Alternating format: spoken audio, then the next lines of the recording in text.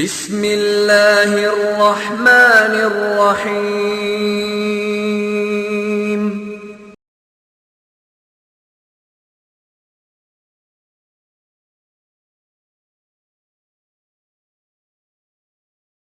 الحمد للہ رب العالمین الرحمن الرحیم مالک یوم الدین ونشهد ان لا الہ الا اللہ ونشهد ان سیدنا ومولانا محمدا عبده ورسوله ارسلہ الى الناس کافۃ بشیرا ونذیرا اما بعد فإن خیر الحدیث کتاب اللہ وخیر الہدی ہدی محمد صلی اللہ علیہ وسلم وشر الأمور محدثاتها وكل محدثة بدعة وكل بدعة ضلالة وكل ضلالة في النار۔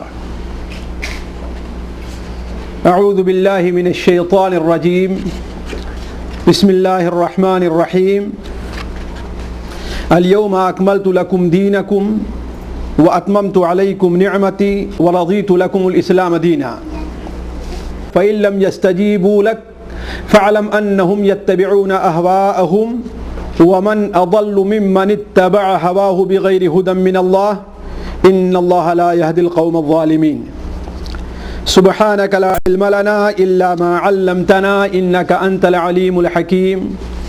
رب اشرح لي صدري ويسر لي امري واحلل عقدة من لساني يفقهوا قولي واحلل عقدة من لساني يفقهوا قولي۔ عزیز ساتھیوں اور دینی بھائیوں، آج بتاریخ 23 ذو القعدہ سن 1429 کو الخبر کے اندر چند ساتھیوں کے اجتماع کے موقع پر جس موضوع کی وضاحت کے لیے مجھے حکم دیا گیا ہے، وہ موضوع ہمارے اور آپ کے ہاں ایک بھولا بسرا سا موضوع ہے، یعنی ہندوستان کا مہدوی فرقہ۔ میں اب تک یہ سمجھتا تھا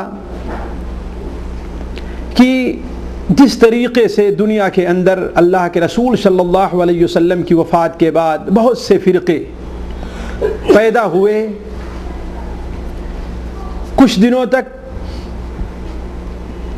ان فرقوں کا وجود رہا اور آہستہ آہستہ وہ فرقے تاریخ کا حصہ بن گئے۔ اسی طریقے سے ایک مہدوی فرقہ بھی ہے جو 10ویں صدی ہجری کے اندر کے ابتدا میں شروع ہوا اور چند سال رہ کر کے وہ فرقہ جس طریقے سے اس فرقے کا بانی اس دنیا سے چلا گیا اور عام لوگ اسے بھول گئے، اسی طریقے سے اس فرقے کے ماننے والے بھی لوگ اس دنیا سے رخصت ہو گئے۔ اور خصوصاً عام طور پر یو پی اور دوسرے علاقے میں فرقہ دیکھا نہیں جاتا۔ اسی لیے جب ہم نے قیامت کی نشانیاں یا علامات الساعہ سے متعلق کچھ لکھا یا تقریریں اس سے متعلق ہم نے کی، تو اس کے اندر ہم نے اس فرقے کا ذکر نہیں چھیڑا۔ کیوں؟ اس لیے کہ میں یہ سمجھتا تھا کہ اس فرقے کا اب اس دنیا میں وجود نہیں ہے، لیکن آپ لوگوں کے کہنے سے پتہ چلا کہ یہ فرقہ اب بھی ہندوستان کے بعض علاقوں میں موجود، نہ صرف موجود بلکہ اپنی دعوت میں سرگرم، اور یہی نہیں بلکہ بہت سے سادہ اور جاہل لوگوں کو اپنے جال میں پھنسا رہا ہے۔ اس مناسبت سے چند باتیں آپ لوگوں کے سامنے رکھنی ہوئی۔ اللہ تبارک و تعالی سے دعا ہے کہ اللہ تبارک و تعالی ہمیں اور آپ کو قول و عمل میں صحیح طریقہ اپنانے، حق پر ثابت رہنے اور حق ہی کے مطابق عمل کرنے کی توفیق عطا فرمائے۔ ہماری اور آپ کی اس مجلس کو اللہ تبارک و تعالی مبارک بنائے۔ جس مقصد کے لیے ساتھیوں نے اس مسجد کا انعقاد کیا ہے، اللہ تبارک و تعالی ان کی اس کوشش کو قبول فرمائے۔ دیکھیے، میں اس مختصر سے وقت میں اس فرقے سے متعلق ساری باتیں نہیں رکھ سکتا، اس لیے کہ اس فرقے سے متعلق کئی اعتبار سے گفتگو کی جا سکتی ہے۔ پہلا موضوع تو یہ ہونا چاہیے کہ آخر اصل شریعت کی اصطلاح میں اور قرآن اور حدیث کی روشنی میں صرف یہی نہیں بلکہ صحابہ کرام، تابعین اور علماء حق کے نزدیک مہدی کی آمد کی کیا حقیقت ہے۔ اصل نظریہ جو مہدی کا ہے، اس سلسلے میں اہل سنت والجماعت کا کیا عقیدہ رہا ہے اور علماء حق اس عقیدے کے اوپر قائم رہے ہیں، اور جو لوگ مہدویت کا دعویٰ لے کر کے اٹھے ہیں ان کے بارے میں ان لوگوں کا کیا موقف رہا ہے، ایک چیز۔ دوسری چیز اس سلسلے میں یہ ہونی چاہیے کہ وہ لوگ پہلی ہجری کے خاتمے کے بعد سے، پہلی صدی ہجری کے خاتمے کے بعد سے دوسری صدی ہجری کے شروع کے اندر جب پہلا شخص یمانی مہدویت کا دعویٰ لے کر کے اٹھا، اور اس طریقے سے آج تک جس طریقے سے لوگ پیدا ہو رہے ہیں، آخر ان لوگوں کے نفسیات کا جائزہ لیا جائے کہ لوگ کس قسم کے نفسیات کے حامل تھے۔ آیا ان کے سامنے کوئی سیاسی مقصد تھا؟ ان کے سامنے کوئی اپنا ایک امیج بنانے کا مقصد تھا؟ ان کے سامنے کوئی یہ مقصد تھا کہ ہاں کس طریقے سے اللہ تبارک و تعالیٰ کی مخلوق کو کس طریقے سے دھوکہ دیا جائے؟ یا یہ لوگ حقیقت میں ذہنی مریض تھے؟ کیا ہے یہ موضوع بھی بڑا اہم ہے، خاص طور پر اہل علم کو، حضرت شیخ جیسے لوگوں کو اس سلسلے میں غور کرنا چاہیے کہ جن لوگوں نے اس قسم کی آواز اٹھائی کہ ہاں بھائی میں مہدی ہوں، میں مہدی ہوں، آخر ان کی نفسیات کا مطالعہ کیا جائے کہ کیوں، آخر وجہ کیا ہے؟ اس لیے کہ آج تک سینکڑوں لوگ اس قسم کا دعویٰ کر چکے ہیں۔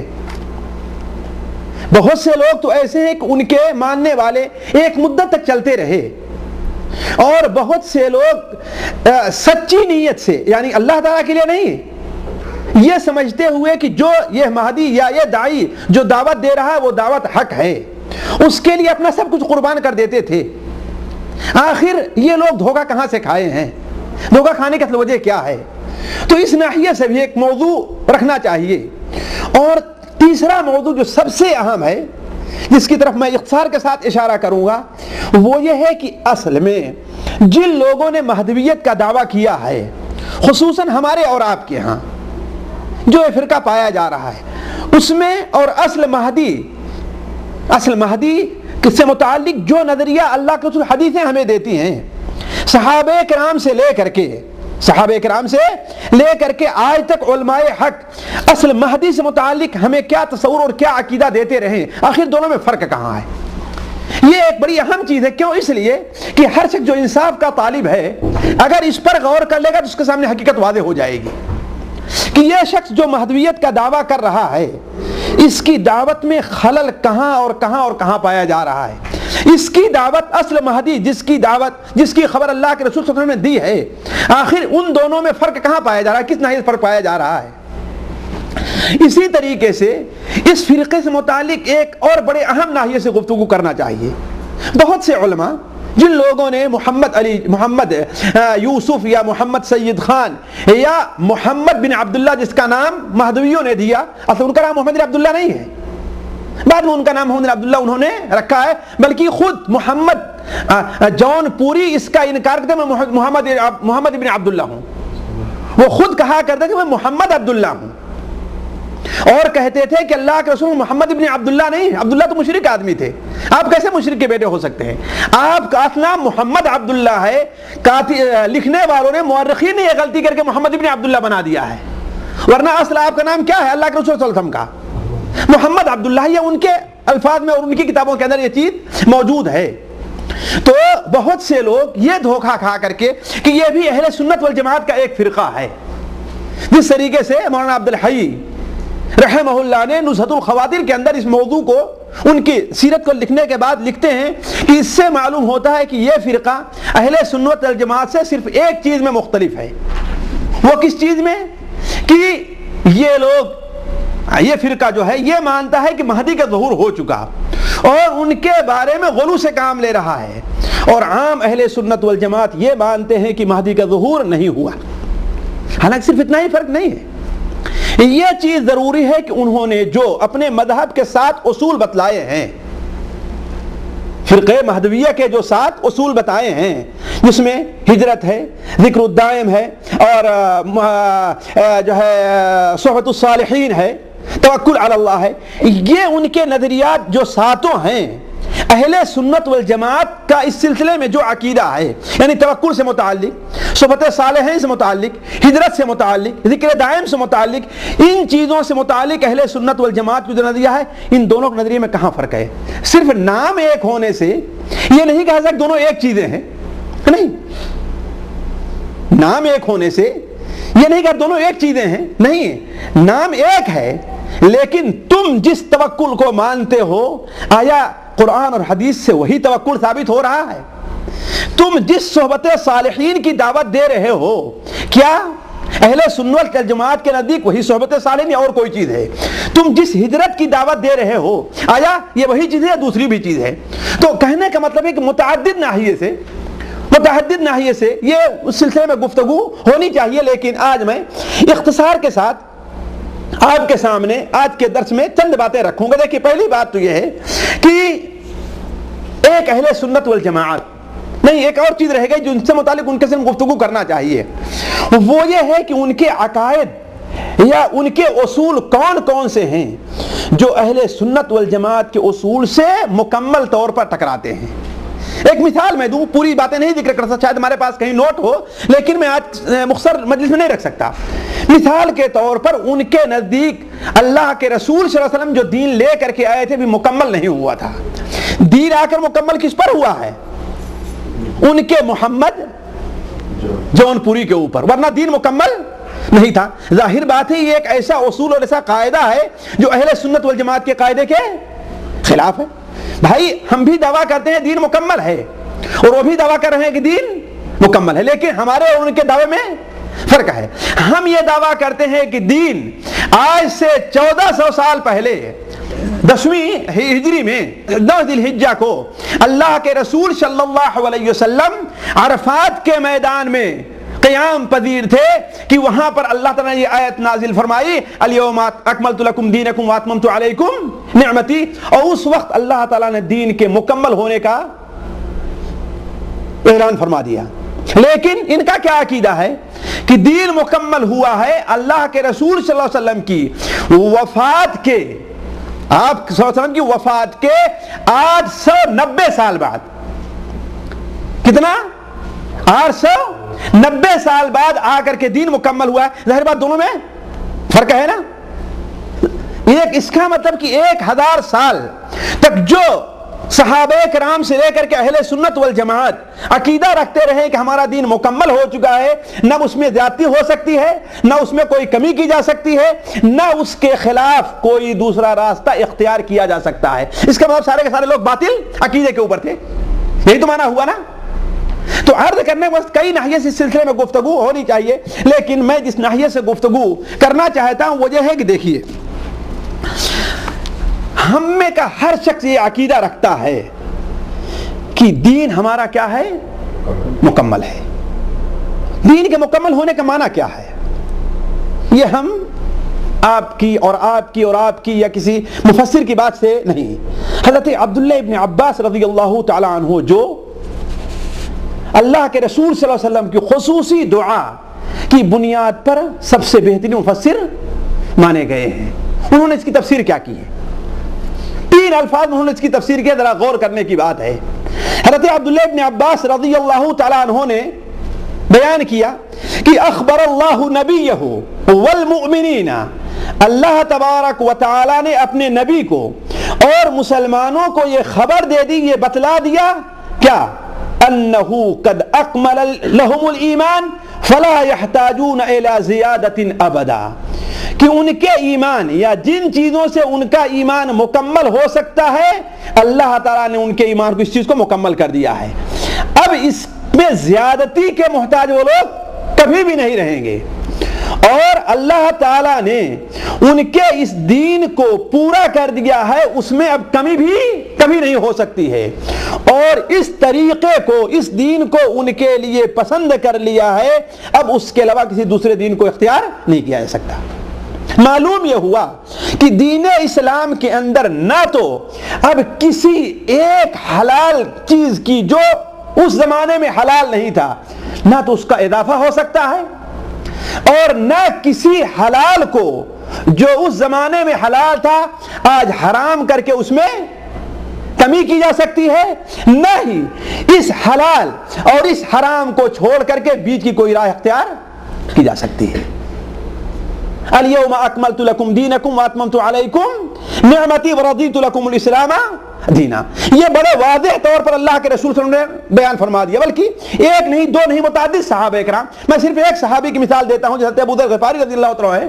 امام شافعی رحمہ اللہ اپنی کتاب الرسالہ میں، ہر سے جانتا ہے کہ امام شافعی رحمہ اللہ ان کی پیدائش کب ہے، یہ دوسری کتابوں میں بھی حدیث موجود ہے لیکن میں اس کا اشارہ نہیں دیتا، اس لیے کہ پہلوں میں سے 150 میں ان کی پیدائش ہے اور 204 میں ان کا انتقال ہے۔ گویا دوسری صدی پوری ہونے سے پہلے انہوں نے یہ کتاب لکھی تھی۔ اس میں حضرت ابو ذر رضی اللہ تعالیٰ عنہ کا ایک حدیث نقل فرماتے ہیں کہ اللہ کے رسول صلی اللہ علیہ وسلم جب انتقال فرمائے تو ہمیں اس حال میں چھوڑ کر کے گئے کہ اگر اس فضا کے اندر کوئی چڑیا بھی اڑ رہی ہے تو آیا اس چڑیا کا کھانا حلال ہے کہ حرام ہے؟ اللہ نے ہمیں یہ بھی بتلا دیا تھا، یہ ایک مثال دی ہے، یعنی کوئی بھی ایسی چیز ہمیں چھوڑی نہیں ہمارے لیے کہ ہاں ہم اس کے بارے میں سوچیں آیا یہ حلال ہے کہ حرام ہے۔ اللہ کے رسول صلی اللہ علیہ وسلم نے ساری چیزوں کو ہمارے لیے جو چیز حلال ہے وہی بیان کر دیا اور جو حرام ہے وہی بیان کر دیا۔ اسی لیے مجھے یاد آیا جب آج سے کئی سال پہلے سعودیہ میں، شیخ جانتے ہیں محمد ابن ابراہیم جو مفتی اعظم تھے شیخ ابن باز سے پہلے، اور اللہ تبارک و تعالیٰ نے انہیں بنایا تو دونوں آنکھوں سے نابینا تھا، لیکن اللہ نے جو بینائی عطا کی تھی، دل کی بینائی، وہ ہے سینکڑوں ہزاروں میں کسی کو نصیب ہوتی ہے، بلکہ ہزاروں سال نرگس اپنی بے نوری پر روتی ہے، بڑی مشکل سے ہوتا ہے چمن میں دیدہ اور پیدا۔ تو اگرچہ ان کی ظاہر کی آنکھیں کیا تھیں، بینا نہیں تھی، لیکن ان کا دل، ان کے سامنے جب یہ بات آئی سعودیہ کے اندر کہ مثال کے طور پر عمال ہیں، ان کے لیے کوئی نظام اور بنانا چاہیے، جیسے لیبر کوڈ اور یہ چیزیں، تجارتی معاملات ہیں، ان کے لیے کچھ نظام اور بنانا چاہیے۔ انہوں نے سختی کے ساتھ معارضہ کیا، سخت مخالفت کی اور کہا جو شخص یہ سمجھتا ہے کہ ہمارے دین میں کسی چیز کا حکم نہیں ہے، اسے میرا چیلنج ہے کہ وہ اس چیز کو لے کر کے آئے، میں قرآن حدیث سے اس کے حرام یا حلال ہونے کا فتویٰ دیتا ہوں۔ تو کوئی ایسی چیز نہیں ہے ساتھیو جس کا حکم ہمارے قرآن اور حدیث کے اندر بیان نہ کر دیا گیا۔ اس کا مطلب ہے قرآن اب مکمل ہے، دین ہمارا مکمل ہے، اب اس میں کسی اور کے کم یا زیادہ کرنے کی گنجائش نہیں رہ گئی ہے۔ ایک چیز ہے۔ دوسری چیز، یہ موضوع بڑا لمبا ہے لیکن میں اس کو آگے نہیں بڑھانا چاہتا۔ دوسری چیز، اللہ کے رسول صلی اللہ علیہ وسلم نے اپنی زندگی ہی میں ایک خبر دے دی تھی۔ وہ خبر کیا ہے؟ آپ صلی اللہ علیہ وسلم نے یہ خبر دی کہ امت کے اندر اختلاف پیدا ہوگا، اور ساتھ ساتھ یہ بھی خبر دے دی کہ اختلاف کی وجہ کیا ہوگی۔ ذرا نقطہ ہے ذرا غور کرنے کا۔ آپ صلی اللہ علیہ وسلم نے یہ خبر دے دی تھی کہ اختلاف امت میں پیدا ہوگا، لیکن اس اختلاف کے پیدا ہونے کا سبب کیا بنے گا، اس کی وجہ کیا ہوگی، آپ نے یہ بھی بتلا دیا تھا۔ آپ صلی اللہ علیہ وسلم کی حدیث عام طور پر آپ لوگ سنتے آئے ہیں، سنن ابو داؤد میں ہے، مسند احمد میں ہے، سنن ترمذی میں، متعدد کتب حدیث میں ہے کہ آپ صلی اللہ علیہ وسلم نے ارشاد فرمایا کہ بنو اسرائیل 72 فرقوں میں بٹے تھے۔ سنا ہے نا آپ لوگوں نے حدیث بار بار، اور میری امت 73 فرقوں میں بٹے گی، جن میں سے 72 اور ایک، اس کے بعد بھی آپ صلی اللہ علیہ وسلم نے ایک بات بیان فرمائی، اسی حدیث سنن ابو داؤد کی حدیث میں ہے، وہ غور کرنے کی ہے۔ اسی حدیث کے اندر آپ صلی اللہ علیہ وسلم نے یہ بتا دیا ہے کہ اس جو فرقے بنتے جائیں گے اس کا اصل سبب کیا ہوگا فرقہ بننے کا، کیوں فرقے بنے گے؟ یہ آیا اس کا سبب جہالت ہوگی، آیا اس کا سبب اور کچھ ہوگا؟ تو وہ اللہ کے رسول نے خبر دے دی کہ سب سے بڑا اس کا سبب کیا ہے۔ آپ نے بیان فرمایا کہ وَإِنَّهُ سَيَخْرُجُ فِي أُمَّتِي أَقْوَامٌ تَجَارَى بِهِمْ تِلْكَ الْأَهْوَاءُ كَمَا يَتَجَارَى الْكَلَبُ لِصَاحِبِهِ، کہ میری امت میں کچھ ایسے لوگ پیدا ہوں گے کہ ہوا، ابھی ہوا کی میں تھوڑی سی تعریف کروں گا، ہوا اور نفس پرستی ان کے رگوں میں اس طریقے سے دوڑتی اور پیوست ہو جائے گی جس طریقے سے اگر کسی کو پاگل کتا کاٹ لیتا ہے تو اس کا سہر اس کے رگوں رگوں میں سرایت کر جاتا ہے، اور وہ پھر وہ شخص کتے ہی کی آواز نکالنا شروع کر دیتا ہے بات صحیح نہیں صحیح ہے؟ اسی طریقے سے وہ شخص جو گفتگو کرے گا تو وہ اللہ کی بات نہیں بتائے گا لوگوں کو، قرآن کی بات نہیں بتائے گا لوگوں کو، حدیث کی بات نہیں بتائے گا لوگوں کو، ائمہ کی باتیں نہیں بتائے گا لوگوں کو، رسول کی باتیں نہیں بتائے گا لوگوں کو، کس بتائے؟ نفس اور ہوا، جس چیز کو اس کا دل اچھا سمجھے گا اس کو اچھا سمجھنا شروع کر دے گا، اور جس چیز کو اس کی خواہش اس کا دل ناجائز سمجھے گا اس کو ناجائز سمجھنا شروع کر دے گا۔ تو آپ صلی اللہ علیہ وسلم نے اس حدیث کے اندر یہ بتایا کہ امت کے اندر فرقے ہوں گے۔ یہ خبر آپ صلی اللہ علیہ وسلم نے اس لیے نہیں دی ہے کہ ہاں ہم لوگ مطمئن ہو جائیں کہ ہاں بھائی جب اللہ کے رسول نے خبر دی ہی ہے کہ فرقہ ہوگا تو اب ہم کیا کر سکتے ہیں؟ نہیں، اللہ کے رسول صلی اللہ علیہ وسلم نے یہ متنبہ کرنے کے لیے، خبردار کرنے کے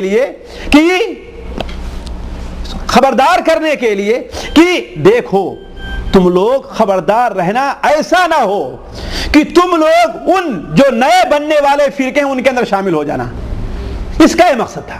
تو آپ صلی اللہ علیہ وسلم نے اسی حدیث کے اندر آپ نے بیان کر دیا کہ اس فرقے کا اصل سبب کیا ہوگا؟ ہوا اور نفس پرستی ہوگی، اور دوسرا سبب بتایا کہ وہی الجماعہ، جو جنت پہ فرقہ جائے گا وہ وہی ہے جو اہل سنت و جماعت یعنی صحابہ کرام کے طریقے پر ہوگا۔ تو گویا معلوم یہ ہوا کہ جو کوئی بھی فرقہ بنے گا اس کی بڑی علامت یہ ہوگی کہ وہ صحابہ کے طریقے سے ہٹا ہوا ہوگا، اور دوسری علامت کیا ہوگی کہ وہ نفس پرست ہوگا۔ ہوا کیا چیز کس کہتے ہیں؟ علماء کہتے ہیں کہ ہوا یہ چیز ہے کہ جس چیز کو اس کا دل حلال کہتا ہے اس کو حلال مانے گا، چاہے قرآن حدیث سے اس کے اوپر کتنے دلائل حرمت پر موجود ہوں، اور جس چیز کو اس کا دل حرام کہہ دے گا اس کو حرام مانے گا، چاہے اس کی حلت کے اوپر قرآن حدیث میں جتنے دلائل موجود ہوں۔ اسی لیے واللہ آپ ذرا غور کریں، جتنے باطل فرقے ہیں ہم نے آزمایا ہے کہ اگر کوئی حدیث ان کے خواہش کے مطابق ہوتی ہے تو وہ حدیث موضوع ہی کیوں نہ ہو اس کو لے لیتے ہیں، اور جو حدیث ان کے مسلک کے خلاف ہوتی ہے وہ حدیث بخاری اور مسلم ہی میں کیوں نہ اس کو چھوڑ دیتے ہیں۔ یہ کس بات کی دلیل ہے کہ وہ قرآن اور حدیث کو نہیں مان، کس کو مان رہے ہیں؟ اپنے خواہش کو۔ فَإِن لَّمْ يَسْتَجِيبُوا لَكَ، اے محمد صلی اللہ علیہ وسلم آپ دیکھ لیجئے اگر یہ لوگ آپ کی پیروی کرنے کو تیار نہیں ہوتے تو فَعْلَمْ أَنَّمَا يَتَّبِعُونَ أَهْوَاءَهُمْ، تم جان لو کہ یہ نفس کی پیروی کر رہے ہیں، اور نفس کی پیروی کرنے والے سے زیادہ گمراہ اور کون ہو سکتا ہے؟ اس کی ایک مثال دوں میں، اس فرقے کی مثال تو بھی آگے اگر وقت رہا تو میں دوں گا، لیکن عام دوسرے فرقے سے متعلق ہمارے یہاں ایک بہت بڑا فرقہ ہے جو یہ نہیں مانتا کہ اللہ کے رسول صلی اللہ علیہ وسلم کے والد اور والدہ کافر تھے، مشرک تھے، نہیں مانتا نا، بلکہ مانتا ہے کہ وہ لوگ جنتی تھے۔ حالانکہ ہمارے اہل سنت والجماعت کا طریقہ رہا ہے کہ ہم لوگ بظاہر قرآن حدیث سے یہی ثابت ہو رہا ہے کہ وہ کیا ہیں، وہ جنتی نہیں ہیں، لیکن ہم اس سلسلے میں خاموشی اختیار کرتے ہیں، اس لیے اللہ تعالیٰ قیامت دن ہم سے اس بارے میں نہیں پوچھے گا کہ یہ بتاؤ تمہارا رب کون ہے، تمہارا دین کیا ہے، تمہارا رسول کون ہے، اور عبداللہ ابن عبد المطلب جنتی ہیں کہ جہنمی، اللہ نہیں پوچھے گا کہ پوچھے گا؟ قیامت میں یہی، قبر میں یہی تین سوال ہوں گے، نہیں سوال ہوں گے، من ربک ما دینک ما تقول فی ھذا الرجل۔ لیکن ایک فرقہ جو یہ کہتا ہے کہ نہیں وہ جنتی ہیں. ارے اللہ کے رسول صلی اللہ علیہ وسلم آپ کے والد اور آپ کی والدہ جنت میں چلے جائیں، یہ کیسے ہو سکتا ہے؟ اس نے یہ چیز بنا لی. اب اس کو ایک موضوع اور منگہت حدیث ملتی ہے کہ اللہ تبارک و تعالیٰ نے اللہ کے رسول صلی اللہ علیہ وسلم کے والدین کو زندہ کیا اور دوبارہ آپ پر ایمان لائے، پھر ان کی وفات ہو گئی. یہ ایک موضوع منگہت جو اللہ کے رسول کا فرمان ہے اس کو مان لیا. اور مسلم شریف میں اللہ کے رسول صلی اللہ علیہ وسلم کا فرمان ہے کہ آپ نے فرمایا اے فلان یہاں آؤ، پریشان نہ ہو، میرے اور تمہارے باپ دونوں جہنم میں ہیں. اس کو ماننے کے لیے تیار نہیں ہوتے. ذرا سوچیں، یہ نفس کی پرستی ہی تو ہے نا. یعنی بخاری اور مسلم کی حدیث ماننے کے لیے تیار نہیں ہے، اور ایک منگہت حدیث جو اللہ کے رسول کا فرمان نہیں ہے اسے حدیث ماننے کے لیے. یہ ہے اصل میں نفس پرستی کہ جس چیز کو تمہارا دل مانتا ہے اسے تو مان لو. سود کھانے کو دل مانتا ہے، اسے آسانی سے قبول کر لے رہا. اور سود کی حرمت پر دل نہیں آتا تو قرآن چیخ چیخ کر کے کہہ رہا ہے، حدیث رسول چیخ چیخ کر رہی ہے، لیکن اس کو ماننے کے لیے تیار ہے. یہ ہے اصل میں نفس پرستی. لیکن کیا اللہ کے رسول صلی اللہ علیہ وسلم نے جو یہ فرقے سے متعلق ہمیں اور آپ کو بتایا، کیا آپ نے اس کا حل نہیں بتایا تھا؟ نہیں، اس کا اختلاف کا حل بتا دیا تھا آپ نے. یہاں پر ہے جو بہت سے لوگ دھوکہ کھا جاتے ہیں. وہ اختلاف کیا ہے ساتھیوں؟ اللہ کے رسول صلی اللہ علیہ وسلم نے کہا تھا کہ اختصار کے ساتھ کہ تم کتاب اور سنت کی پیروی کرنا ہے نا. عام طور پر ہم لوگ ترکت فیکم امرین لن تضلوا ما تمسکتم بہما، بلکہ آپ صلی اللہ علیہ وسلم حجۃ الوداع سے واپس آ رہے تھے. حضرت شریح ابو شریح الخزائی کی حدیث ہے کہ حجۃ الوداع سے واپس آ رہے تھے.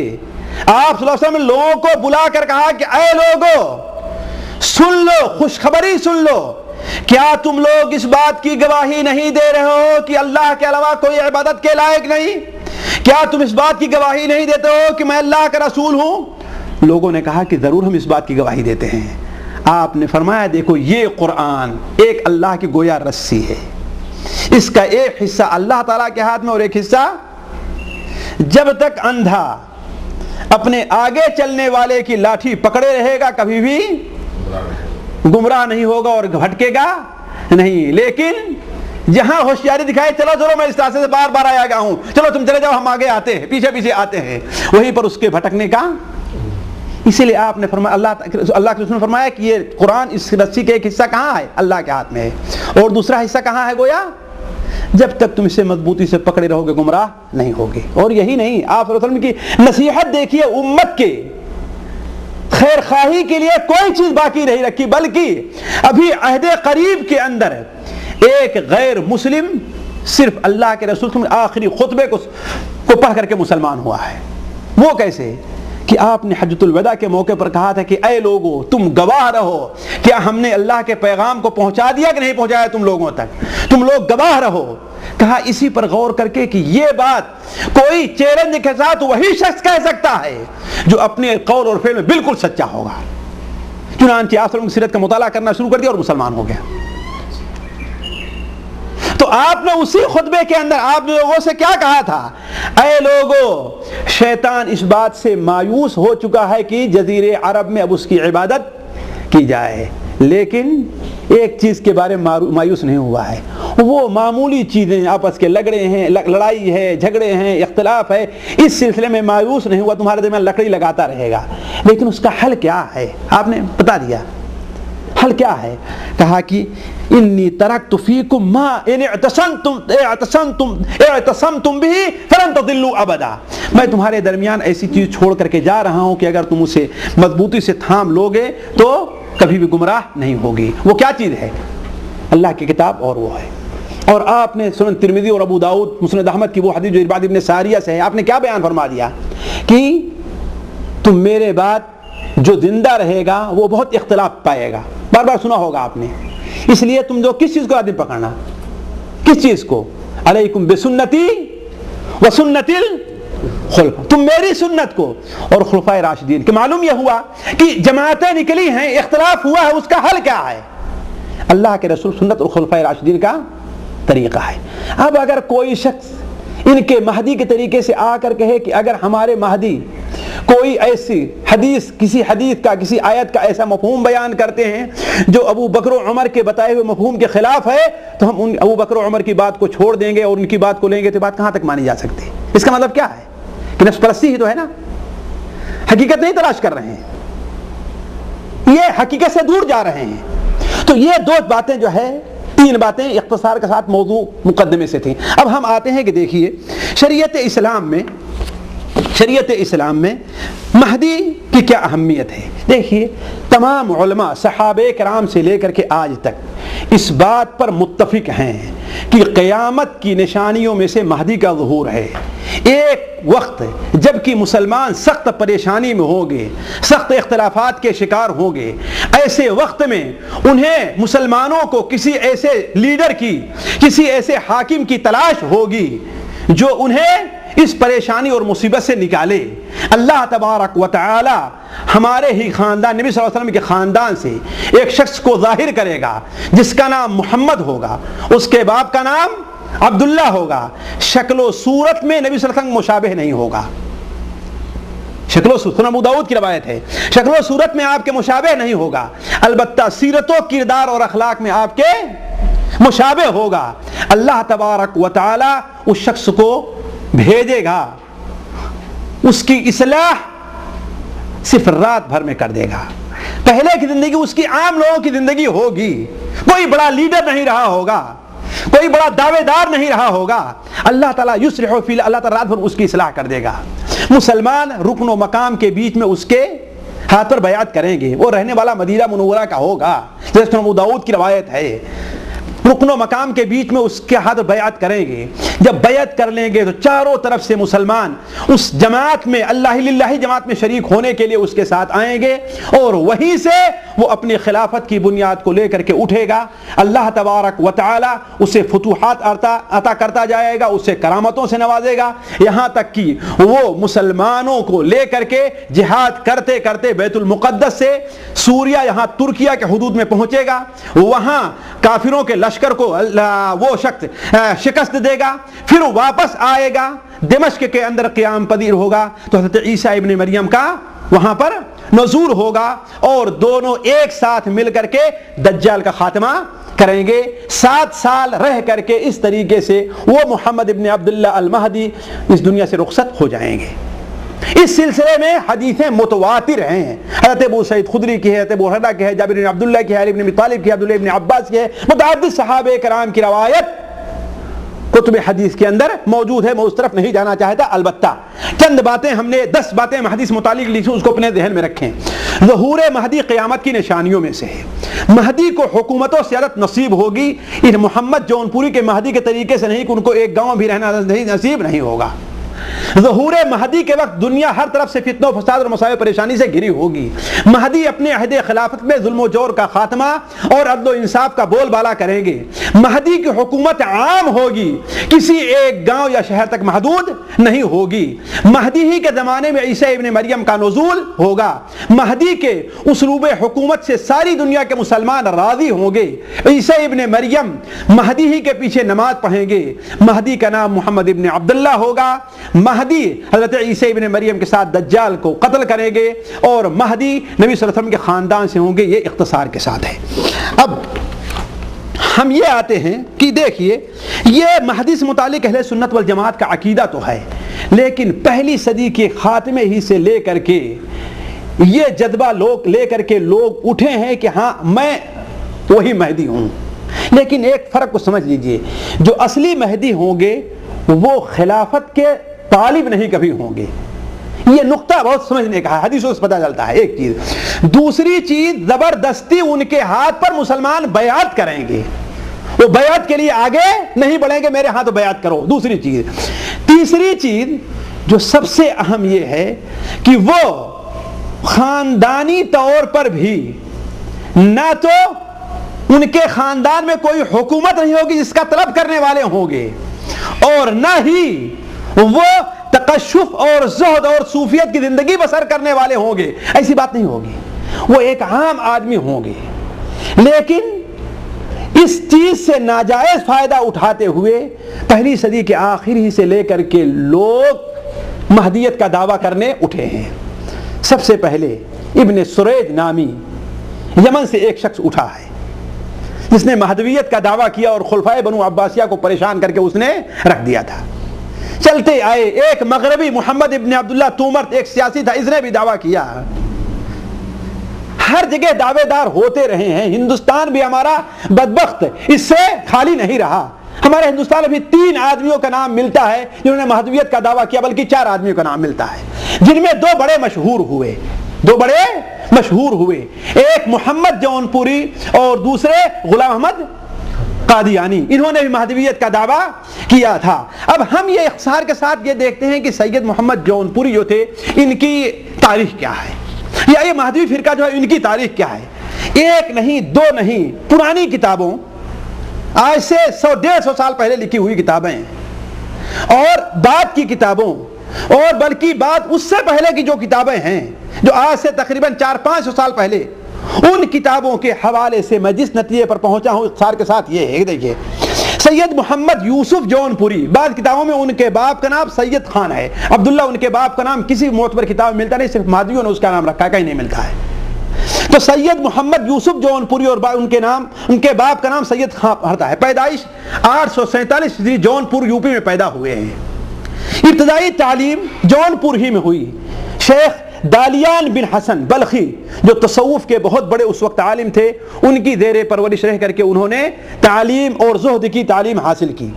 طبیعت میں ایک جذبہ تھا، ایک جوش تھا، بڑے نڈر، بڑے بولنے والے، بہت مباحثہ کرنے والے اور بڑے ہی بے خوف بے باک ایک عالم کے طور پر اٹھے ہیں، اور 15 ہی سال کی ان کی عمر تھی کہ لوگوں سے مناظرہ کرنا شروع کیا، بحث مباحثہ کرنا لوگوں سے شروع کیا، یہاں تک کہ اس وقت ہندوستان کی جو صورتحال تھی کہ بعض علاقوں پر آپس میں مسلمانوں کے اختلاف کی وجہ سے بعض علاقوں پر کافروں کا دوبارہ قبضہ ہو رہا تھا، ان کے خلاف حتیٰ کہ بعض مسلمان ان کے لیے ٹیکس دینا بھی شروع کر دیے تھے، انہیں یہ بات اچھی نہیں لی اور ان کے خلاف وہ اٹھ کھڑے ہوئے۔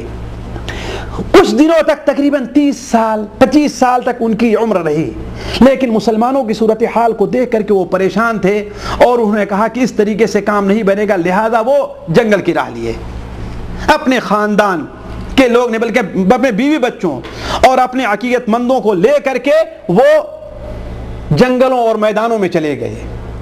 وہاں پر ریاضت جس طریقے سے صوفیہ کا کام ہوتا ہے، ریاضت کرنے لگے، اور وہ جو ہے تصوف کے جو ذکر اذکار ہوتے ہیں اس کے اندر مشغول ہو گئے۔ تو انہیں کیا خواب آتا ہے، خواب میں کہ تم مہدی ہو، ان کے دل میں یہ خیال آتا ہے، خواب میں کوئی شخص انہیں آ کر کہتا ہے کہ تم مہدی ہو، غیبی آواز آتی ہے کہ تم مہدی ہو۔ میں ابھی اس کی حقیقت آپ کے سامنے تھوڑا سا بعد میں ظاہر کروں گا، ابھی یہ بات میری سنتے چلیے، تعجب نہ کریں آپ لوگ۔ ان کے خیالات آتے ہیں، خواب میں آتا ہے کوئی شخص انہیں کہہ رہا ہے کہ تم مہدی ہو، بلکہ بسا اوقات غیب کی آواز آتی ہے کہ تم مہدی ہو۔ لہذا اسی جنگل میں رہتے ہوئے انہوں نے مہدویت کا دعویٰ کر دیا، لیکن جب وہاں مہدویت کا دعویٰ کیا اور ان کے شاگردوں نے، ان کے بچوں نے ان کی عقیدت بات مان لی، تو کہے کہ اس کا مطلب جب میں مہدی ہوں تو ہمیں شہر کی طرف چلنا چاہیے۔ لہذا وہ شہر کی طرف آئے جون پور میں، وہاں سے دانا پور پٹنہ گئے، پھر اور ہوتے ہوئے وہاں سے گلبرگہ پہنچے، وہ وہاں سے گلبرگہ پہنچے اور پھر وہاں سے گجرات کی طرف گئے۔ گجرات کی طرف گئے تو وہاں انہوں نے دوسری بار اپنے مہدی ہونے کا اعلان کیا، لیکن ان کے دل میں خیال آیا کہ حدیثوں میں ہے کہ مہدی سے رکن اور مقام، رکن اور مقام سمجھ رہے ہیں نا، رکن سے حجر اسود اور مقام سے مقام ابراہیم۔ حدیثوں میں آتا ہے کہ رکن سے اور مقام کے بیچ میں مہدی کے ہاتھ اور بیعت کی جائے گی، لہذا 901 ہجری میں اپنے 360 ساتھیوں کے ساتھ حج کے لیے نکل گئے جدہ سے اتر کر کے مکہ مکرمہ گئے، حج کیا۔ حج کرنے سے فارغ ہونے کے بعد ذی الحجہ کے آخر میں یا محرم کے شروع میں، مورخین کا اختلاف ہے، جب حاجیوں سے حرم خالی ہو گیا تو یہ چالاکی دیکھیے، حاجیوں سے حرم خالی ہوگا، اس لیے کہ اس وقت اتنی دن تک کہاں رہا کرتا تھا، حاجیوں سے حرم خالی ہو گیا تو اپنے ساتھیوں سے بیعت لی، کہاں؟ رکن اور مقام کے بیچ میں، اور وہاں اعلان کیا کہ میں مہدی ہوں۔ کچھ دن وہاں رہ کر کے مدینہ منورہ جانا چاہے، لیکن وہاں پر حاضری ان کو نصیب نہیں ہوئی۔ مہدوی لوگ اس کی تعویل یہ کرتے ہیں کہ اللہ کے رسول صلی اللہ علیہ وسلم خواب میں آئے تھے کہ تم ہندوستان کا رخ کرو، یعنی اللہ کے رسول نے انہیں اپنے یہاں آنے کی اجازت نہیں دی۔ اسی پر غور کر لیں، اس کا مطلب اللہ کے رسول نے انہیں دھتکار دیا کہ تمہارے لیے ہندوستان ہی جہاں پر 33 لاکھ بتوں کی پوجا ہوتی وہی تمہارے لیے مناسب ہے۔ ہندوستان 33 لاکھ بتوں کی، 33 کروڑ بتوں کی، جی ہاں، پوجا ہوتی وہی تمہارے لیے مناسب ہے۔ تو مدینہ منورہ نہیں گئے اور وہیں سے واپس آئے۔ وہاں سے واپس آئے تو پہلے دیوبند گئے، کچھ دن وہاں رہے، لیکن وہاں سکون نصیب نہیں ہوا دیوبند سے۔ پھر اس کے بعد گجرات میں آئے اور پٹن اور اس کے علاقے احمد نگر وغیرہ میں، احمد آباد میں جا کر کے انہوں نے تیسری بار اپنی مہدویت کا اعلان کیا۔ یہ دیکھیں، یہ سلسلہ وار چل رہا ہے، تیسری بار مہدویت کا اعلان کیا۔ وہاں کے علماء نے ان سے مناظرہ کیا، مناظروں میں چونکہ چرب زبان تھے لیکن پھر بھی علماء نے انہیں پسپا کیا۔ آخر میں جب ان سے علماء کہتے کہ آخر تم کس دلیل سے یہ کہہ رہے ہو کہ تم مہدی ہو، کہتے میں نہیں کہہ رہا ہوں، میرا رب کہہ رہا ہے۔ کیا جواب دیتے تھے؟ کہ میں نہیں کہہ رہا ہوں، میرا رب مجھ سے کہہ رہا ہے کہ تم مہدی ہو۔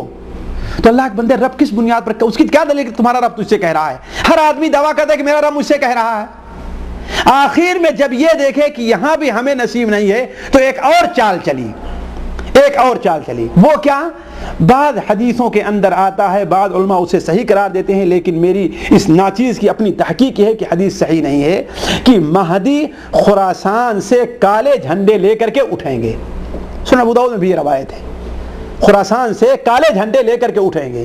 تو یہ سمجھے کہ اب ہندوستان میں تو ہمارا کام نہیں بن پا رہا ہے، لہذا خراسان چلو تاکہ وہاں سے کالے جھنڈوں کے ساتھ نکلو۔ چنانچہ گئے، سندھ میں 1.5 سال رہ گئے۔ سندھ میں ظاہر بات جاہلوں کا اڈا ہے، وہاں تو آج بھی وہاں اس قدر ساتھیوں جہالت ہے سندھ میں، یہی سندھ جو آپ کا ہے، اس قدر جہالت ہے کہ بعض بچیوں کی شادی قرآن مجید سے کرتے ہیں جی، یہ ہے۔ اور وہاں اس قدر ابھی بھی جہالت ہے کہ ایک وہاں پر مزار ہے جس کے اندر لکڑی کے مردوں کے ذکر بنے ہوئے رکھے ہیں، عورتیں لے جاتی ہیں اور اس کے ساتھ جمع کرتی ہیں، اس سے اولاد ہوتی ہے ہم کو جی۔ اس قدر جہالت اب بھی اس سندھ کے اندر ہے۔ تو 1.5 سال وہاں پر رہ گئے۔ اس کے بعد کندھار ہوتے ہوئے خراسان یہ ایران کے اندر ہے لیکن افغانستان کے بعد کا علاقہ ہے۔ وہاں پر پہنچے تو خراسان کے حاکم نے داخل ہونے کی اجازت نہیں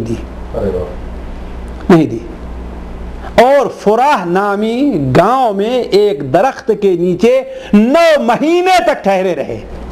کتنا؟ 9 مہینے تک ٹھہرے رہے، لیکن خراسان کے حاکم نے اپنے ملک میں داخل ہونے کی اجازت نہیں دی، اور 910 میں تپیدک یعنی ٹی بی کی بیماری میں ان کا وہیں پر انتقال ہوا اور وہیں پر ان کا مزار لوگوں نے بنایا۔ یہ مختصر سی تاریخ ہے۔ آگے بڑھنے سے پہلے میں ایک نقطہ آپ لوگوں کے سامنے رکھ دوں۔ دیکھیے، شیطان نے اللہ تبارک و تعالی سے جس دن وہ ذلیل ہوا تھا اسی دن یہ وعدہ کیا کر لیا تھا؟ ثم لآتینہم من بین ایدیہم ومن خلفہم وعن ایمانہم وعن شمائلہم ولا تجد اکثرہم شاکرین۔ اے اللہ تعالیٰ، میں انسانوں کو ان کے سامنے سے بھی آ کر گمراہ کروں گا، ان کے پیچھے سے بھی آ کر گمراہ کروں گا، ان کے دائیں سے بھی آ کر گمراہ کروں گا، ان کے بائیں سے بھی آ کر گمراہ کروں گا، آپ اکثر انسانوں کو شکر کرنے والا نہیں پائیں گے۔ شیطان یہ جانتا ہے، اسے یہ تجربہ ہے کہ کس کو کس طریقے سے گمراہ کیا جا سکتا ہے۔ اور محمد یوسف جون پوری کو میں جھوٹا نہیں کہتا، وہ جھوٹے نہیں ہیں، البتہ جو ان سے جس نے بات کی ہے وہ جھوٹا ہے۔ جس نے کہا کہ تم مہدی ہو، جو غیب سے آواز آئی وہ جھوٹا ہے۔ ما کذب ولکن کذب، وہ جھوٹ نہیں بولے ہیں لیکن ان سے جھوٹ بولا گیا ہے۔ اس کی مثال ذرا غور کریں، شیخ عبد القادر جیلانی رحمہ اللہ کے قصے میں عام طور پر امام ابن رجب رحمہ اللہ نے ذیل طبقات حنابلہ میں نقل کی ہے کہ شیخ عبد القادر جیلانی رحمہ اللہ بیان کرتے ہیں کہ ایک بار وہ کہیں جنگل میدان میں تھے، انہیں سخت پیاس کا احساس ہوا، اس قدر انہیں پیاس لگی کہ ان کے ہونٹ سوکھ گئے, ان کا گلا سوکھ گیا, قریب تھے کہ موت واقع ہو جائے, کہ اچانک کیا دیکھتے ہیں کہ ایک بدلی نے سایہ کر لیا. آپ لوگوں نے سنا بھی ہوگا اس کو, یا ہماری کیسٹ اگر شیخ عبد القادر جیلانی, تو اس کے اندر ہم نے اس کو ذکر کیا ہے. ایک بدلی کا سایہ ہو جاتا ہے اور بدلی سے سفید رنگ کا بڑا ہی میٹھا ایک مادہ ان کے منہ میں ٹپکتا ہے, اسے پی لیا تو ان کی پیاس دور ہو گئی. اب ان کو ایسا محسوس ہوتا ہے کہ اسی بدلی سے ایک شخص ظاہر ہوا جس کی شکل نہیں پہچان میں آ رہی ہے, ایک شخص ظاہر ہو رہا ہے, ایک روشنی پیدا ہو رہی ہے, اور کہتی ہے اس روشنی سے کیا آواز آ رہی ہے کہ اے عبد القادر, میں تمہاری عبادت سے بہت خوش ہوں اور تمہارے اوپر سے ہم نے تکلیف کو ساقط کر دیا ہے. یعنی تمہارے لیے نہ کوئی چیز حلال ہے نہ کوئی چیز حرام ہے, جو چاہو کرو جو چاہو نہ کرو. تو شیخ عبد القادر جیلانی نے کیا کہا تھا, کیا کہا تھا شیخ؟ اعوذ باللہ من الشیطان الرجیم. کیا کہا؟ اعوذ باللہ من الشیطان الرجیم. یہ کہنا تھا کہ وہ روشنی غائب. پھر اسی شخص سے آواز آتی ہے کہ اے عبد القادر, اس ہیلے سے میں 70 صوفیوں کو گمراہ کر چکا ہوں. کتنا؟ 1 2 نہیں, 70 صوفیوں کو گمراہ کر چکا ہوں, اور محمد جون پوری صاحب 71ویں ہوئے ہیں, ہے کہ نہیں؟ 70 صوفیوں کو گمراہ کر چکا ہوں, لیکن تمہیں اللہ نے تمہارے علم کی وجہ سے تمہیں بچا لیا ہے. شاگردوں نے پوچھا کہ حضرت آپ کیسے جان گئے کہ وہ شیطان ہے؟ کہا اس لیے جان گئے کہ دین اللہ کے رسول میں مکمل ہو چکا ہے, اب اس میں نہ کسی چیز کو حرام کو حلال کو ساقط کر کے اس کی جگہ کسی دوسرے حلال کو رکھا جا سکتا ہے, اور نہ کسی حلال کو حرام کیا جا سکتا ہے. اس کا مطلب ہے کہ وہ شیطان کی آواز. تو یہ آوازیں جو ان کو آ رہی تھیں, میں یہ نہیں کہتا کہ وہ جھوٹے ہیں, نہیں, بلکہ جس نے ان سے بات کی ہے وہ جھوٹا ہے. اس دھوکے میں آ گئے, چونکہ صحیح علم, دینی تعلیم, صحیح شرعی تعلیم, صوفیت پر ان کی پرورش ہوئی تھی, اہل حدیثیت پر, اہل سنت والجماعت کے منہج پر ان کی پرورش نہیں ہوئی تھی, صحابہ کرام کا سمجھنے کا منہج قرآن حدیث اس پر ان کی پرورش نہیں ہوئی تھی, اس لیے وہ دھوکہ کھا گئے. اور شیطان کی ہوشیاری اور چالاکی دیکھیے کہ انہیں کس قدر رسوا کرنا چاہا ہے شیطان نے. جیسا کہ اللہ تعالیٰ قرآن مجید میں ارشاد فرماتا ہے, کمثل الشیطان اذ قال للانسان اکفر. شیطان کی مثال جب وہ انسان سے کیا کہتا ہے, اکفر, فلما کفر قال انی بریء منک. جب انسان نے کفر کیا تو کہا میں تم سے انی اخاف اللہ رب العالمین. یعنی انسان کو ہر طریقے سے ذلیل کرنا چاہتا ہے. اسی طریقے سے محمد جون پوری کو بھی اس نے ذلیل کیا, ثابت کر دیا کہ ہاں تم جھوٹے ہو, ورنہ خراسان میں تمہارا داخلہ ہوتا اور تمہارے ساتھ کالے جھنڈے نکلتے, لیکن تمہیں خراسان میں داخل ہونا نصیب نہ ہونا. اس بات کی دلیل کیا ہے کہ تم شیطان وہاں لا کر کے انہیں جھوٹا ثابت کر دیا. لیکن یہ بے عقل لوگ ہیں, ناسمجھ لوگ جو سمجھتے نہیں ہیں اس کو. اس لیے خراسان کیوں جا رہے تھے, سوچیں آپ لوگ اپنی عقل سے سوچیں, کیوں جا رہے تھے؟ اسی لیے نا کہ وہاں سے کالے جھنڈے لے کر کے نکلیں گے, جب دوبارہ ہم ہندوستان واپس آئیں گے تو ہمارے اوپر اللہ کے رسول صلی اللہ علیہ وسلم کی حدیث صادق آئے گی کہ مشرق سے جب کالے جھنڈے آئے تو تم سمجھنا کہ فَإِنَّ خَلِيفَةُ اللَّهِ الْمَهْدِي, اسی میں اللہ کا خلیفہ مہدی ہے. لیکن خراسان میں داخل ہونا نصیب. تو اب اس حدیث کی تعویل بعد مہدویوں نے کیا کی ہے, کہا اس حدیث کا مطلب یہ ہے کہ جب کالے جھنڈے خراسان کی طرف متوجہ ہوں, نعوذ باللہ. یہی تو میں کہا نا, یہی نفس پرستی, ہوا پرستی ہے کہ خود تو نہیں بدلے ہیں, اپنے خیالات کو, اپنے عقائد کو نہیں بدلا. کس کو بدلا ہے؟ اللہ کے رسول کی حدیثوں کو. اور سیاہ جھنڈے بھی ان کے پاس نہیں تھے, اس لیے الرایات السودا کا ترجمہ, سودا کا سید ترجمہ کیا, سیادہ کیا ہے ترجمہ, یعنی سرداری کے جھنڈے اگر وہاں سے متوجہ ہو جائیں تو. جبکہ پورے ہر چھوٹا پڑھا لکھا آدمی جانتا ہے سودا کس کی جمع ہے, اسود, کالے کے معنی ہے کہ نہیں شیخ, کالے کے معنی میں آتا ہے, سرداری کے معنی میں نہیں آتا. تو عرض کرنے کا مقصد یہ ہے کہ اس طریقے سے یہ ابتدا تھی محمد جون پوری کی, اور یہ انتہا تھی. دیکھیے کتنا وقت ہے, دیکھیے ایک بات اگر میں آگے بڑھنے سے پہلے ذرا سا ایک جھلکی یہ دکھلا دوں تاکہ آپ لوگ غور کریں, اور جو سن رہا ہے وہ بھی غور کر لے کہ حقیقی مہدی اور اس جعلی محمد جون پوری, یہ جو مہدی تھے, دونوں میں کیا فرق ہے. ذرا اس نقطے کو ذرا غور کریں. پہلی چیز تو ہے کہ حقیقی مہدی کے بارے میں صحیح حدیثیں ایک نہیں، دو نہیں، تین نہیں، متعدد حدیثیں ہیں کہ وہ اللہ کے رسول صلی اللہ علیہ وسلم کے خاندان سے ہوں گے. ان کا نام محمد ہوگا، ان کے والد کا نام کیا ہے؟ عبداللہ ہوگا. ایک ضعیف روایت سنن ابو داؤد میں ہے حضرت علی رضی اللہ عنہ جس سے ہے کہ حضرت حسن کے خاندان سے، حسینی نہیں ہوں گے. کس خاندان سے ہوں گے؟ حسن کے. لیکن اولاً تو مہدی نے انہوں نے جو دعویٰ کیا ہے وہ حسینی ہے، حسنی نہیں ہے. اس لیے ایک موسیٰ کاظم کے اولاد میں سے، اور موسیٰ کاظم علی زین العابدین کے پوتے اور پرپوتے ہیں، اور علی زین العابدین کس کے بیٹے ہیں؟ حسین کے.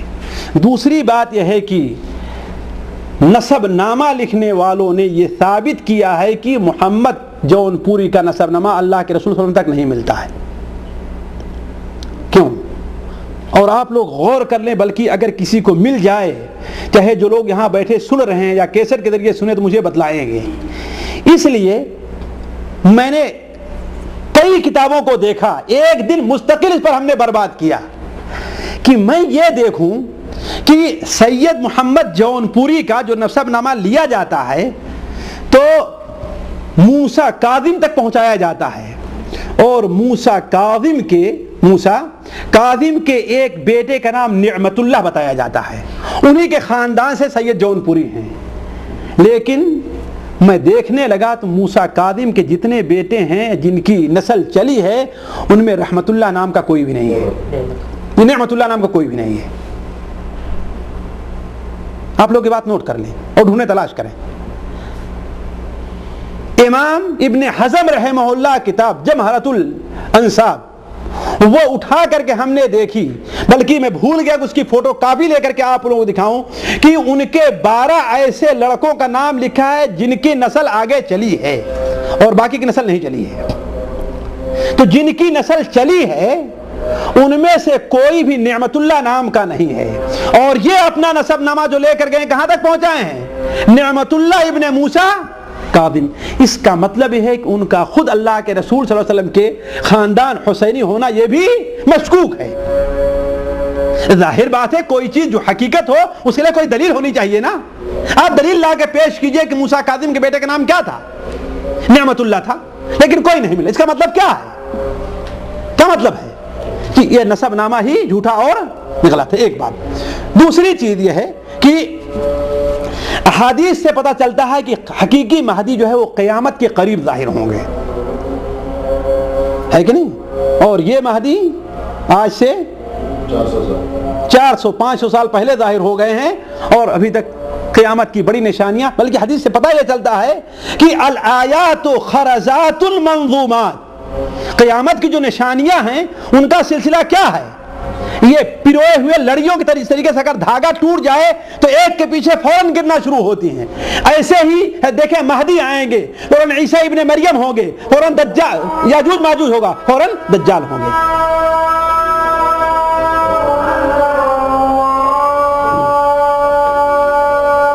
چلو کر دیں. دیکھیے تو میں عرض کر رہا تھا کہ جعلی مہدی اور حقیقی مہدی میں کیا فرق ہے. بات اس چیز کو ذہن میں رکھیں کہ حدیثوں سے پتہ چلتا ہے کہ مہدی کے والد کا نام کیا ہوگا؟ جی عبداللہ ہوگا. لیکن ان مہدی کے نام کیا تھا؟ والد کا نام کیا تھا؟ یا تو سید خان ہے یا تو یوسف ہے. میں دعوے کے ساتھ کرتا ہوں کسی بھی مورخ سے، کسی بھی مورخ جو اس زمانے مہدیوں کی بات نہیں لے کے جھوٹ بولتے ہیں، لیکن اس زمانے جن لوگوں نے تاریخ لکھی ہے کوئی بھی یہ ذکر کر دے کہ ہاں بھائی ان کے باپ کا نام عبداللہ تھا، دو ہی لکھ رہے ہیں، یا کہ یوسف لکھتے ہیں، یا اس کا مطلب یہ بھی فرق ہوا. تیسرا فرق یہ ہے کہ یہ جو مہدی ہوں گے حقیقی مہدی، اصلی مہدی، ان کی عام زندگی پہلے والی عام لوگوں، ان کی زندگی عام جیسے لوگوں والوں ہوگی. حدیث شریف میں یصلح اللہ فی لیلہ، اللہ ان کی اصلاح رات بھر میں کر دے گا. یعنی عام زندگی کیا ہوگی پہلے کی؟ خلافت کے حقدار وہ نہیں ہوں گے. یہ پہلا وہ ہے ان کا معجزہ ہوگا.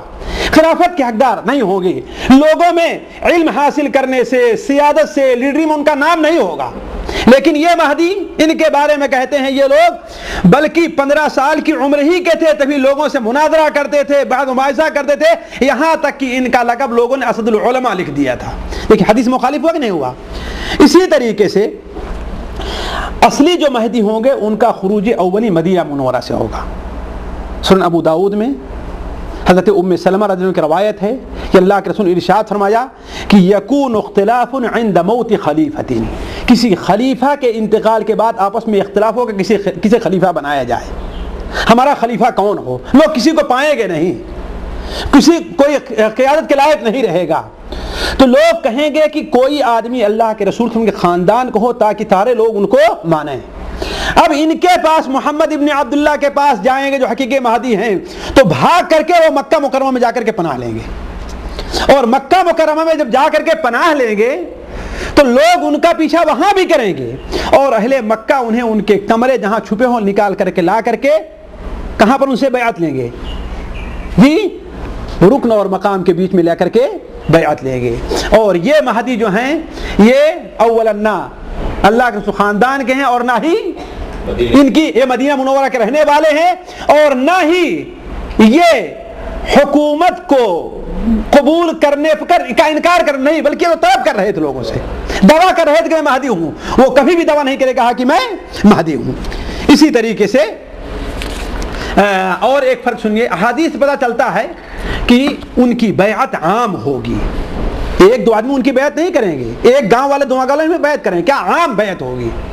اور یہ مہدوی جو لوگ دعویٰ کرتے ہیں کہ ان کے ہاتھ پر شافعی امام نے اور فلاں امام نے جو بیعت کی ہے، وہاں پر ساری کی جھوٹ ہے، اس لیے کہ اس وقت اگر مان لیا جائے سارے لوگ حاجی موجود تھے، لیکن دنیا کے کسی مورخ نے، دنیا کے کسی محدث نے، دنیا کے کسی عالم نے ان مہدی کا ذکر نہیں کیا ہے کہ ہاں بھائی فلاں تاریخ میں جب ہم لوگ حج پر گئے تھے تو ایک ایسے شخص کا ظاہر ہوا جو ہندوستان سے آیا ہوا تھا، وہ کہہ رہا تھا کہ میں مہدی ہوں۔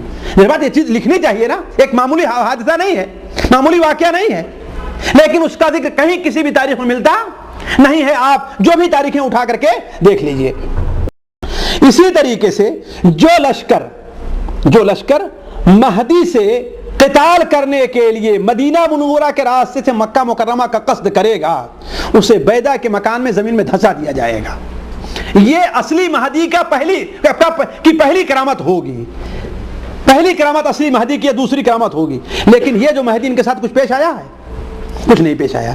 اسی طریقے سے یہ جو مہدی ہوں گے اصلی مہدی، انہی کے زمانے میں عیسیٰ ابن مریم کا نزول ہوگا۔